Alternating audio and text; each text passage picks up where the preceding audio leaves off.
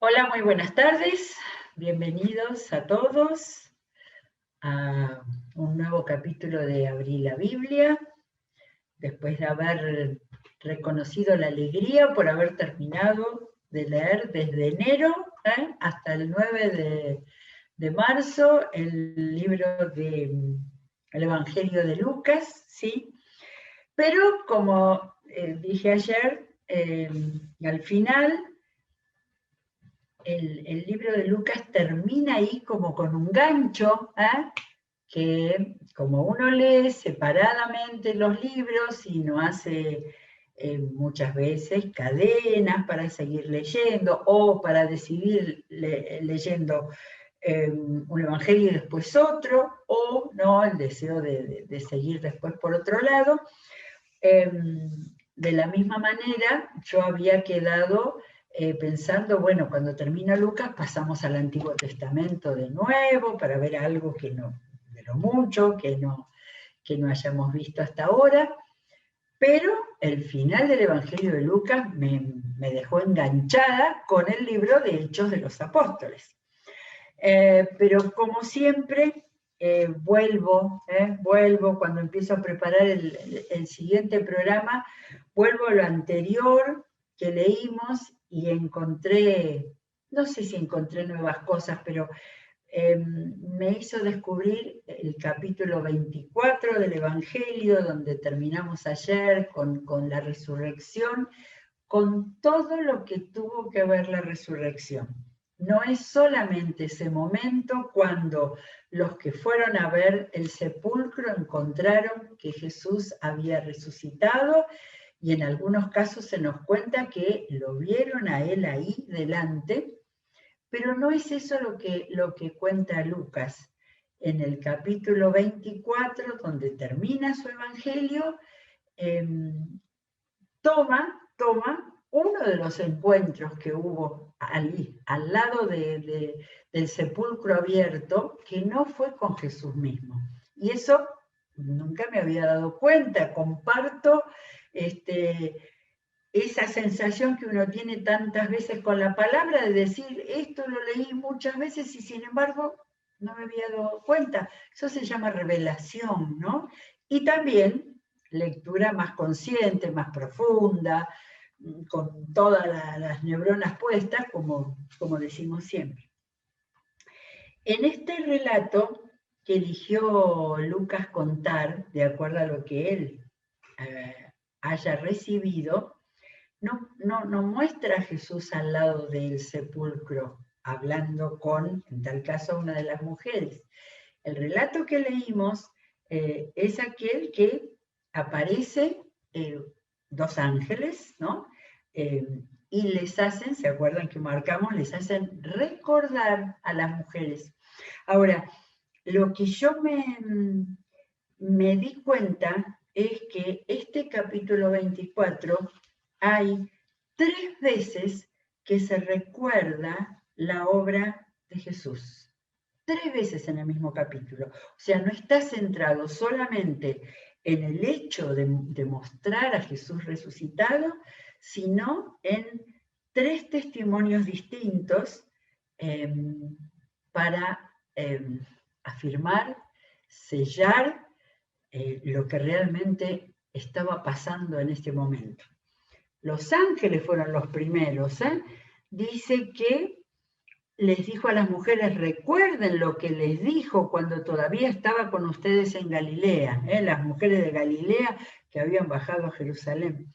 Entonces, ahí repite palabras de Jesús. El Hijo del Hombre tiene que ser entregado en manos de hombres pecadores y ser crucificado, pero al tercer día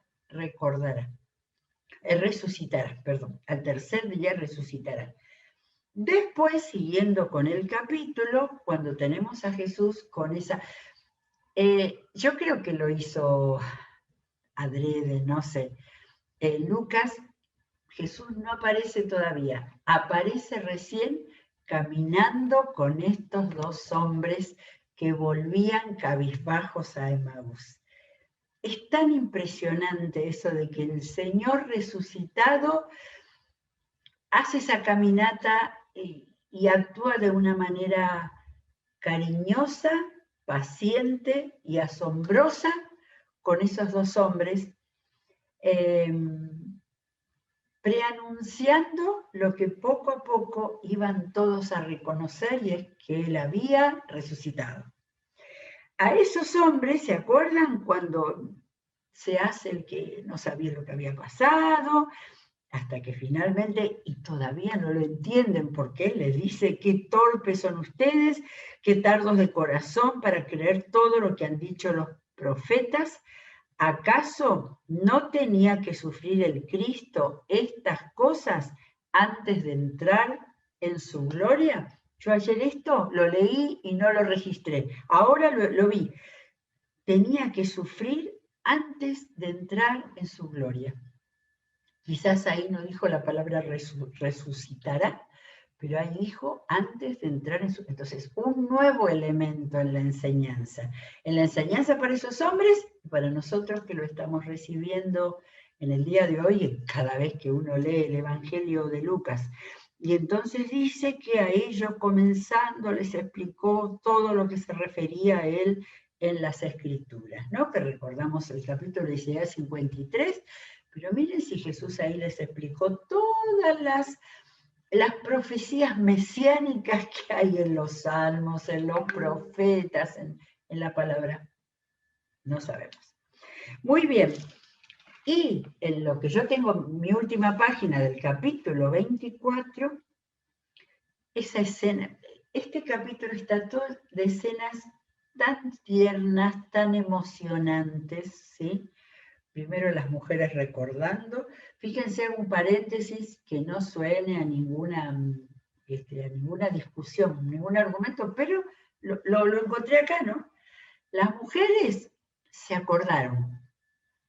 Los hombres tardaron en entender, disculpen, pero tardaron en entender. Los dos de Emaús eran, bueno, y los discípulos, bueno, los discípulos les tuvo que decir Jesús por qué se asustan y mostrarles sus llagas. ¿Usted se imagina esa escena? Mostrando las marcas de sus manos y las marcas de sus pies, de los clavos de la cruz. Y la escena se completa con algo absolutamente familiar y doméstico de ver a Jesús con un pedazo de pescado asado en la mano, pero en vez de comer y decir qué lindo está el clima en el día de hoy acá en Jerusalén, se puso a enseñarles, como hizo siempre, se puso a enseñarles. Y entonces, con el pedazo de pescado en la mano, les dijo: cuando todavía estaba yo con ustedes, les decía que tenía que cumplirse lo que está escrito en la ley de Moisés, en los profetas y en los salmos. Y se acuerdan que se recorrió todo el Antiguo Testamento, ¿eh? No le dijo en los salmos, no, todo el Antiguo Testamento. Entonces, ese descubrimiento que lo guardo en mi corazón, allí el Espíritu Santo les abrió el entendimiento de manera que comprendieran. Y volvió a enseñarles: esto es lo que está escrito, que el Cristo padecerá y resucitará al tercer día. Y en su nombre se predicarán el arrepentimiento y el perdón de pecados a todas las naciones. Ustedes son testigos de estas cosas. Así que yo pedí que el título fuera la resurrección, ¿no? Pero la verdad que el título es la resurrección y la misión, porque ahí mismo les dio la misión. Ahí mismo Lucas decidió darles la misión y decirles que iban a ser revestidos del poder de lo alto. Y entonces Lucas decidió cerrar su evangelio con el final, porque les había dicho que era a los de Emaús, ¿no? A los de Emaús, antes de entrar en su gloria. Y entonces Lucas es el único de los 4 evangelios que decide contar hasta la ascensión de Jesús. Y es muy cortito, lo leímos, después lo llevó hasta hasta Betania, la aldea de Lázaro, Marta y María. Allí alzó las manos y los bendijo. Su última escena fue bendecirlos. Sucedió que mientras los bendecía, se alejó de ellos y fue llevado al cielo. Entonces ellos lo adoraron y luego regresaron a Jerusalén con gran alegría y estaban continuamente en el templo alabando a Dios. Por ahí leí que el templo, como nuestro templo, tenía salas, no, nuestro templo no tiene tantas, muchas salas donde la gente se reunía por grupos, ahí en estudios bíblicos, ahí, de manera que ellos se reunían en el templo. Pero bueno, hay que terminar. Yo por lo menos me tengo que desprender de Lucas, pero al leer una nueva vez el Evangelio de Lucas, y leer este final, yo no sé si en ese momento el Espíritu Santo lo movió a decir esto tenés que seguir contándolo, este final lo tenés que contar con detalle. O él mismo, escritor deseoso que quedara para la iglesia toda la historia como fue, él decidió escribir el libro de los Hechos de los Apóstoles. Por eso prometí que hoy y vamos a leer el comienzo del libro de los Hechos de los Apóstoles. Ya hemos visto en otro tiempo los viajes de Pablo, los mensajes importantes que tenemos en el libro de los Hechos, hemos visto la vida de Esteban, pero el comienzo, no me acuerdo el capítulo 1. ¿Y qué tiene este capítulo 1? Algo que había anotado y que me olvidé ahora de comentarlo. Esas 3 veces en la que los ángeles o el ángel que tomó la palabra le habló a las mujeres, en la que Jesús le volvió a explicar a los discípulos de Emaús y en la que Jesús le volvió a explicar a sus apóstoles que estaban ahí, todavía tuvieron que ver las pruebas de su resurrección. El mensaje que recibí hoy al leerlo de nuevo fue la paciencia de Dios. Esas 3 veces muestran que Jesús seguía explicándoles y hablando y dándoles a entender eso que no se puede uno explicar hoy que todavía no lo tuvieran claro. Y sin embargo, y ahora lo vamos a ver de nuevo, la paciencia de Dios, ¿no? Y si uno lee la palabra y hace que la palabra a uno le haga de espejo, ¿cuántas veces Dios me tuvo paciencia? Y con su palabra o con la inspiración del Espíritu Santo uno pudo llegar a entender, darse cuenta, tomar esa palabra. Así que la gran enseñanza que me dio el capítulo 24 fue mostrar cómo el Señor vuelve y vuelve con los cabezas duras que somos nosotros. Muy bien, vamos a leer. Creo que hoy llegamos nada más que al primer capítulo del libro de los Hechos. Es el mismo Lucas que escribió el Evangelio. Y vuelve a ser el inicio del libro de los Hechos, el mismo inicio, muy parecido, con el que escribió el Evangelio, dedicado a un tal Teófilo. Y entonces le dice 1:1, estimado Teófilo, en mi primer libro me referí a todo lo que Jesús comenzó a hacer y enseñar, hasta el día en que fue llevado al cielo. Luego de darles instrucciones por medio del Espíritu Santo a los apóstoles que había escogido. Después de padecer la muerte, se les presentó dándoles muchas pruebas convincentes de que estaba vivo. Pruebas convincentes. Durante 40 días se les apareció y les habló acerca del reino de Dios. Acá tenemos otro agujero en la Biblia que quisiéramos haber conocido. 40 días Jesús, y no vamos a pensar que estuvo por los pueblos saludando a los antiguos discípulos, ¿no? Jesús estuvo, se les apareció se les apareció. Jesús ya estaba glorificado y él podía aparecer sin caminar de nuevo por los caminos polvorientos. Tampoco no sabemos si los 40 días fueron solamente en Jerusalén y en los lugares especiales como Betania, que él había recorrido tanto. Pero 40 días él habló acerca del reino de Dios. La cohesión total que tenemos en la palabra, desde el Evangelio, desde la predicación de Jesús que tenemos en los Evangelios hasta esta confirmación acá de esos 40 días. Una vez, mientras comía con ellos, les ordenó. Y este es el recuerdo y la conexión con el capítulo 24 de Lucas, donde escuchamos algo de esto. Mientras comía con ellos les ordenó, no se alejen de Jerusalén, sino esperen la promesa del Padre, de la cual les he hablado. Tal cual como el final del Evangelio, capítulo 24. Y dice algo muy importante para la comprensión del lenguaje, sobre todo. Juan bautizó con agua, ¿sí? Eso lo sabían todos. Pero dentro de pocos días ustedes serán bautizados con el Espíritu Santo.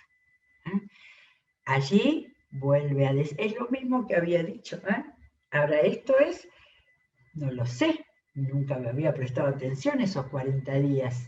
Él les había, dice, una vez mientras comía con ellos, después pasaron los 40 días, y ahí estaban, en el momento de la ascensión.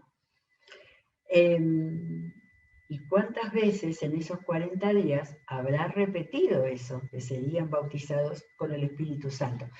El verbo bautizar en griego es sumergir. Entonces ahora el bautismo con agua había sido sumergido con agua físicamente y ahora estaba hablando de un bautismo que sería espiritual. Entonces los que estaban reunidos con él le preguntaron, Señor, ¿es ahora cuando vas a restablecer el reino a Israel?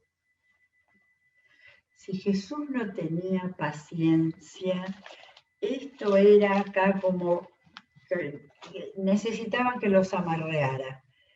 ¿Seguían pensando desde su nacionalismo israelita que Jesús iba a restablecer el reino de Israel por sobre el imperio romano, con guerras, que era lo único que entendía el imperio romano, y no entendían que él era un mensajero de paz de parte de Dios?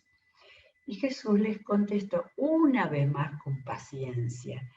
No les toca a ustedes conocer la hora ni el momento determinados por la autoridad misma del Padre, les contestó Jesús. Pero cuando venga el Espíritu Santo sobre ustedes, recibirán poder y serán mis testigos. Y acá me paré cuando lo volví a leer de nuevo. No les toca conocer lo que ha determinado el Padre. Lo estaba diciendo Jesús y estaba hablando del Espíritu Santo. En el programa 130, porque lo tengo todos numerados, hablamos de todas las veces que aparece la Trinidad mencionada, las tres personas, para que lo entendamos, en el Nuevo Testamento. Desde ese momento ya lo encontré, creo que 3 veces más en otro lado, y hoy encontré de nuevo la Trinidad. El Padre ha determinado cuándo sería el regreso. El Hijo es el que lo está enseñando, porque todavía ahí estaba glorificado, pero ahí estaba el Jesús hombre, el Dios hombre. Y estaba hablando de la venida del Espíritu Santo, que es lo que Jesús a ellos les explicó y a nosotros con el Evangelio de Juan, que era su espíritu, el espíritu de Jesús, que iba a entrar en la vida de aquel que creyera en Jesús y le entregara su vida, y que Jesús fuera el Señor y Salvador. Entonces, una vez más, Jesús ahí explicó las tres personas de la Trinidad. Difícil de entender, pero con Jesús hablándolo no parece tan difícil. El Padre determina algo, Él cumple la voluntad del Padre, por eso dio su vida para salvar al mundo, y el Espíritu Santo iba a venir a la vida de las personas. ¿Para qué? Vuelvo, versículo 8, cuando venga el Espíritu Santo sobre ustedes, recibirán poder y serán mis testigos. En la nación chiquita de Israel, no. Tanto en Jerusalén como en toda Judea, Samaria, y se fue para el norte, y hasta los confines de la tierra. Habiendo dicho esto, mientras ellos lo miraban, teorías de que la ascensión fue espiritual, ¿no? Ellos dicen que lo estaban mirando. Tantos milagros había hecho Jesús, no podía ascender a los cielos. Mientras lo miraban, fue llevado a las alturas, hasta que una nube lo ocultó de su vista. ¿Sí? De manera que absolutamente física fue la ascensión. Ellos se quedaron mirando fijamente al cielo mientras él se alejaba. John Stott, uno de los grandes biblistas del siglo pasado, decía: Jesús no fue el primer cosmonauta, estaba, como muchos lo han querido hacer aparecer.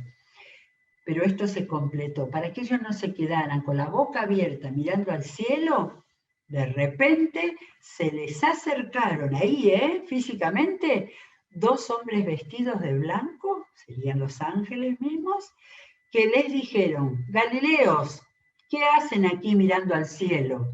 Este mismo Jesús que ha sido llevado de entre ustedes al cielo, vendrá otra vez de la misma manera que lo han visto irse. Y acá se completó la revelación sobre la segunda venida de Jesús. Y vamos recién por el 11, nada más que por el 11. Este John Stott que les mencioné después, es muy interesante todo lo que habla en su libro, lo puse ahí pero no se va a ver, ¿no? Libro imperdible, toda la Biblia en un año. Toca todos los libros de la Biblia, aunque sea 2 paginitas de cada uno, de editorial Certeza. Y dice, muchos dicen que en realidad está mal llamar al libro de Hechos de los Apóstoles.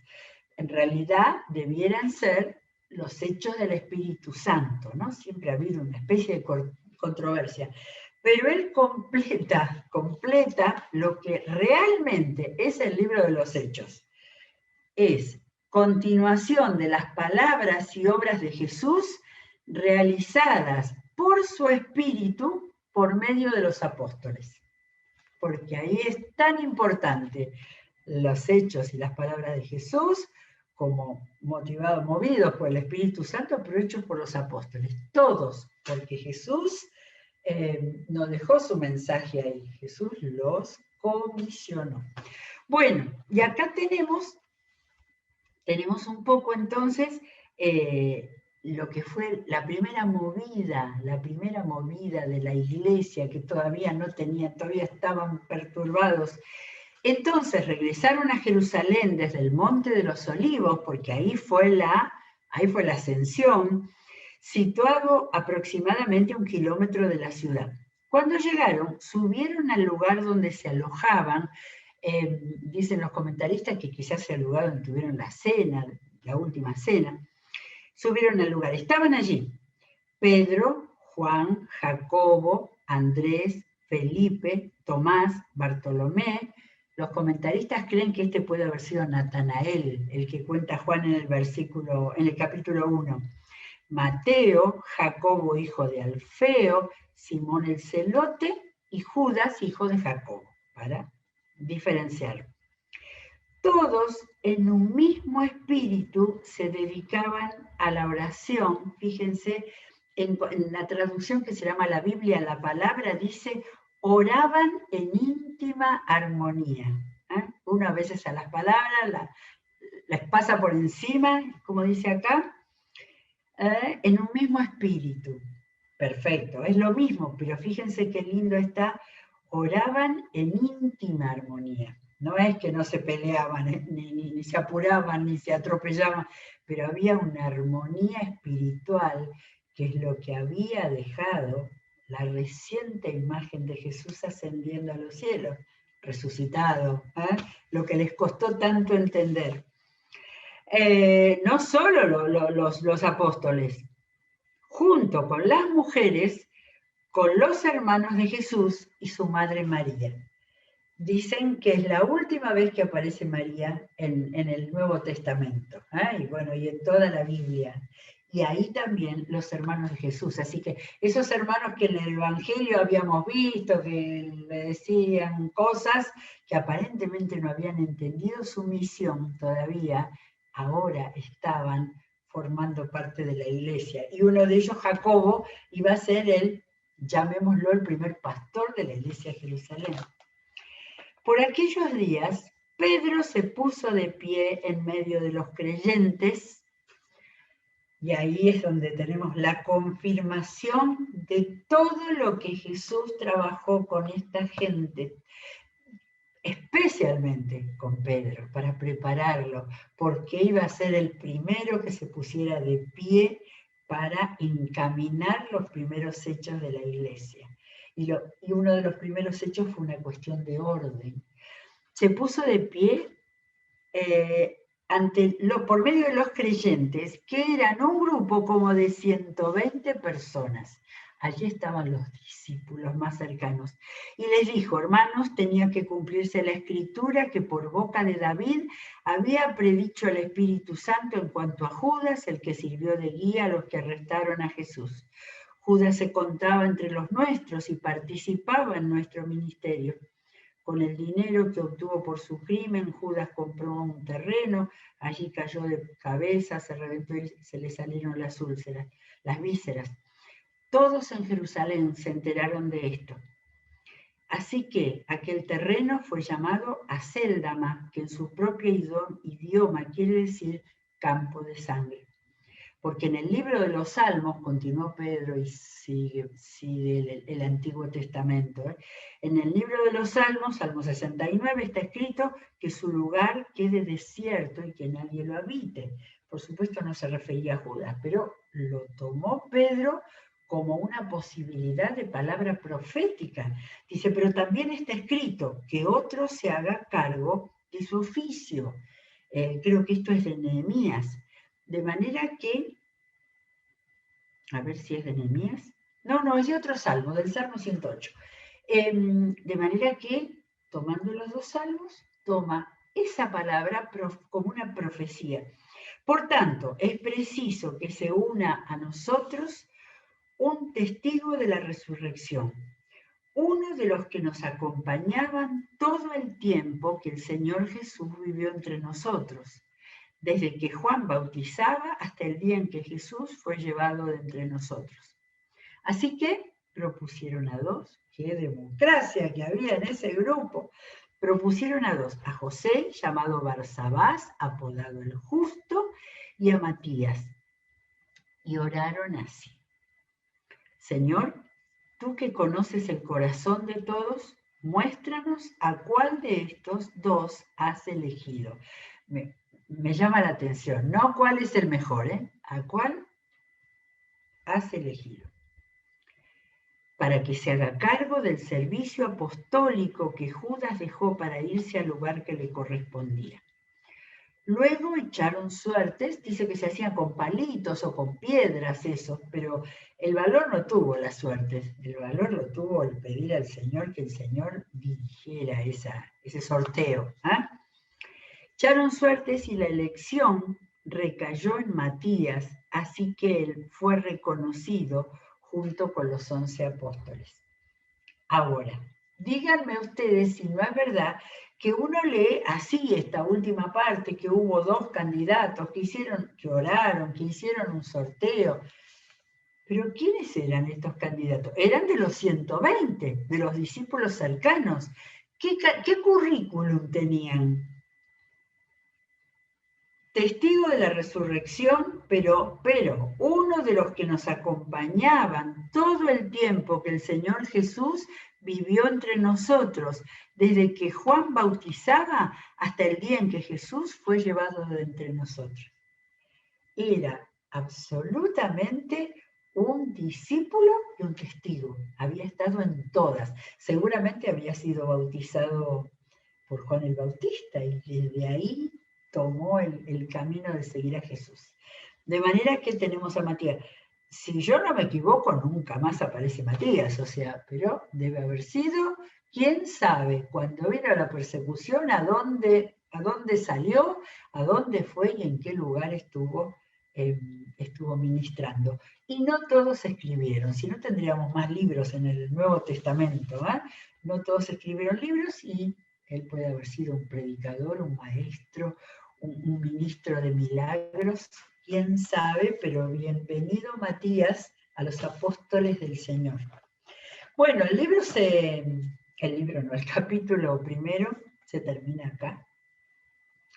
Tengo esa sensación de que uno se va al capítulo 2 para ver cómo fue la venida del Espíritu Santo, y creo que no tengo tiempo para meterme en el capítulo 2. ¿eh? Pero es tan interesante alejarnos un poquito y mirar. Nosotros tenemos en este capítulo 1 a ese comienzo de Lucas que une el Evangelio en realidad como es un mismo libro, el Evangelio y los hechos del Espíritu Santo de los apóstoles. Pero cómo vuelve a hacer un resumen de su Evangelio. Él dice todo lo que Jesús comenzó a hacer y enseñar hasta el día, hace un resumen de su Evangelio. Yo tenía marcado Lucas 1, hay algo más que él dice en el primer libro, le dice lo que se ha cumplido, relatos de las cosas que se han cumplido, tal como nos las transmitieron los que desde el principio fueron testigos presenciales y servidores de la palabra. Él no había estado desde el principio, él estaba con Pablo. Entonces, como nos las transmitieron, las cosas, dice que nos transmitieron. Por lo tanto, yo también, excelentísimo Teófilo, habiendo investigado todo esto desde el principio con esmero, he decidido escribir. Muy bien, se acabó el tiempo. Qué precioso ha sido el Evangelio de Lucas y la continuación. Yo pensaba terminar, pero creo que el capítulo 2, la venida del Espíritu Santo, la tenemos que leer juntos. Mañana viene Elsa, mañana va a terminar el libro de Daniel, así que no nos lo vamos a perder. Que Dios los bendiga.